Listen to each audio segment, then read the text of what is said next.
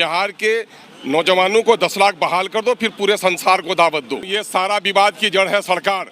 सरकार ने नौकरशाहों को सर पे चढ़ा रखा है और नीतीश की पूरी हुक्मरानी ही नौकरशाहों के जरिए से चलती रही है। उर्दू टीईटी का पिछले 12 साल से आपने वो रिजल्ट जारी नहीं किया है, उसको रिजल्ट दो।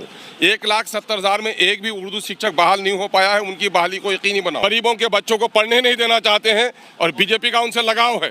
बीजेपी जो भी कुछ कहेगी ऊपरी मन से कहेगी, उनकी नीयत थोड़े सही कभी रही है। बिहार के बेरोजगार जो शिक्षक बनने की उम्मीद में थे, उनकी उम्मीदों पर आप पानी फेरने का नापाक प्रयास कर रहे हैं।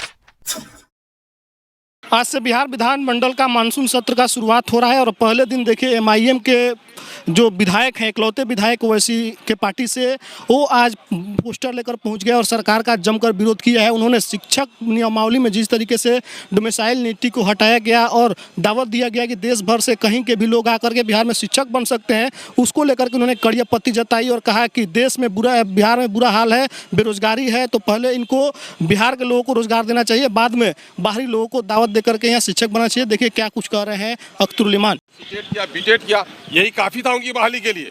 फिर आपने बीपीएससी से इम्तिहान लेने की बात कही है और कहा आपने डोमिसाइल को भी लागू नहीं रखा है, तो जाहिर है कि बिहार के बेरोजगार जो शिक्षक बनने की उम्मीद में थे, उनकी उम्मीदों पर आप पानी फेरने का नापाक प्रयास कर रहे हैं। उसी के खिलाफ हमारी आवाज़ है कि बिहार के नौजवानों को 10 लाख बहाल कर दो, फिर पूरे संसार को दावत दो। और उर्दू टीईटी का पिछले 12 साल से आपने वो रिजल्ट जारी नहीं किया है, उसको रिजल्ट दो। 1,70,000 में एक भी उर्दू शिक्षक बहाल नहीं हो पाया है, उनकी बहाली को यकीनी बनाओ।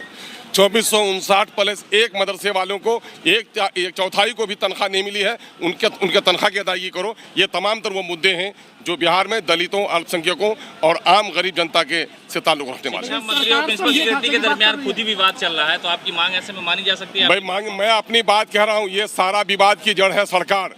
सरकार ने नौकरशाहों को सर पे चढ़ा रखा है और नीतीश की पूरी हुक्मरानी ही नौकरशाहों के जरिए से चलती रही है।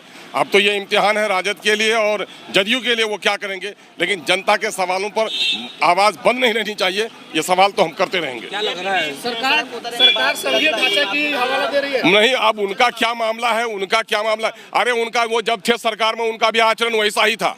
कभी भी ये लोग हितैषी नहीं रहे हैं। ये खास ग्रुप है इस देश में जो गरीबों के बच्चों को पढ़ने नहीं देना चाहते हैं और बीजेपी का उनसे लगाव है। बीजेपी जो भी कुछ कहेगी ऊपरी मन से कहेगी, उनकी नीयत थोड़े सही कभी रही है। एमआईएम हमेशा दलितों की, पिछड़ों की, वंचितों की, शोषितों की आवाज़ उठाती रही है और इस वक्त जो अभ्यर्थी हैं उनका शोषण और दोहन हो रहा है, इसलिए हम ये आवाज़ लेकर आपके सामने आए।